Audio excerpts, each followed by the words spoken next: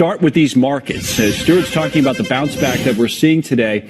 You know, we've had strong earnings, kind of big picture, right? If you look at 80% plus of the S&P 500 beating earnings per share estimates, and then you have question marks being raised about whether or not we've had peak earnings. That's been in the news here for the last really couple of weeks. Investors do get their first read tomorrow on third quarter GDP, and then tonight we have all those earnings that the guys were just talking about. So on this question of bottoming out, at least in the near term, let's first go to Third Seven Capital Managing Director Michael Block and Walser Wealth Management President Rebecca Walser. Welcome to both of you. It's always good to see you, Michael. And Rebecca, let me start with you on where are we? Not physically today, but, you know, where are we in this market movement? Have we reached some sort of a near-term bottom, or are you one of these people that's worried about, a downward trend that lasts for a longer time? Nice bounce back today. Well, Connell, I do think that we will eventually have some sort of, inflection point, but I don't think that we're there yet. Okay. I do believe, obviously, we're rebounding from yesterday's earnings report, Amazon, obviously, and that was incredible. And Microsoft, Amazon later today, but Microsoft yesterday's really great numbers. I wonder, Michael, whether tonight is a big night. And sometimes we overdo it with these things. And sometimes, people on your side, our side, everybody that says, hey, when Amazon reports, when Google, Alphabet, when they report that's somehow going to be some sort of a big message to where kind of the investment community is and how people see the world. Do you look at tonight as kind of a big night earnings-wise? Or? It is absolutely a big night, given that tech has been really been getting hit on these down days quite a bit.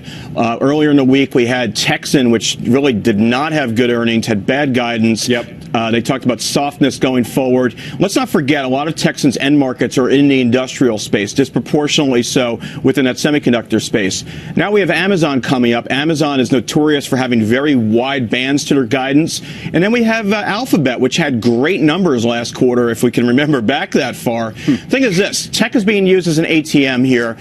People want a day like yesterday, NASDAQ down 4.43%. That tells me a couple of things. Number one, it's not healthy when that happens. I keep using the analogy, if you break your leg, you don't run out even if you're feeling good, you don't run out the next week and try to kick a 70-yard field goal. It takes time for damage to get undone. Same's true for this market. That being said, if you want growth, data's slowing down, it's not coming to a standstill.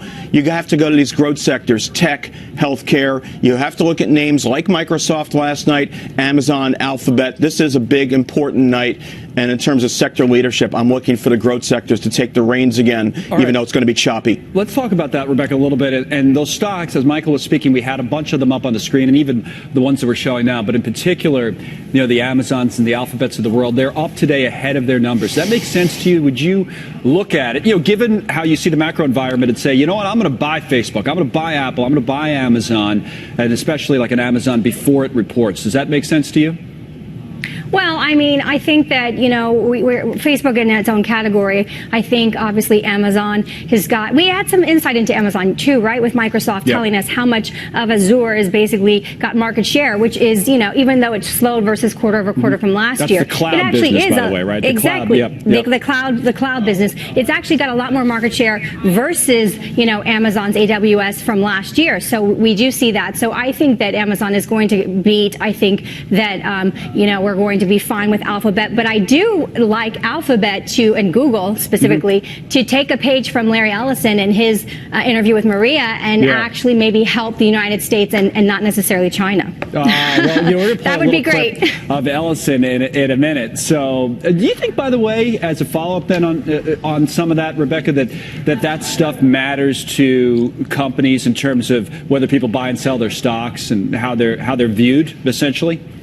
That's such a great point. And, you've got people that do make investments based on their priorities socially. However, what I will say is that, Google and the Silicon Valley to the left, they do tend to skew left, and people don't seem to care. Right now, investors really don't care. Money is green. But what people do care about is when we do start to have, sort of this potentially, speech being a problem. Half the country doesn't agree necessarily with all the leftist policies, and I think that could eventually affect bottom lines. Absolutely. I haven't brought up kind of politics, Michael, as a driver of the markets. Larry Kudlow did the other day. I know Neil was skeptical of his comments. I quite frankly was as well.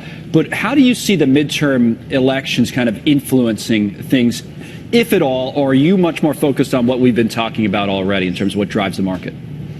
Look, I'd love to just focus on fundamentals and earnings and macro data, but that's not how this works, Connell. You and I both know that, so let's focus on the politics.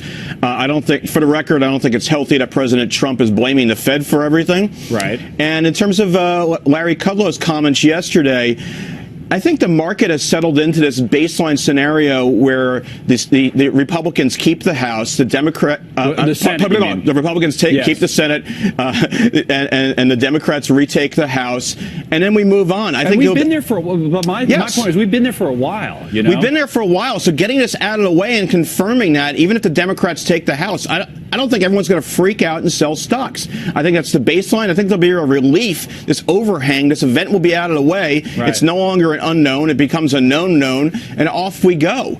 And I think with the midterms out of the way, the thing I want to point out is the word out of China is after the midterms, China is going to extend the olive branch all the more. They're already trying to do it. Let's see if President Trump takes that back and we get more and we get back to that. That would also be a huge positive. We're hearing nothing positive on that now. Hearing the slightest bit of positivity would help right these markets. It would be great. I don't know if it'll happen, but it would be great if we saw any progress on the trade front. Thanks, guys. We appreciate it.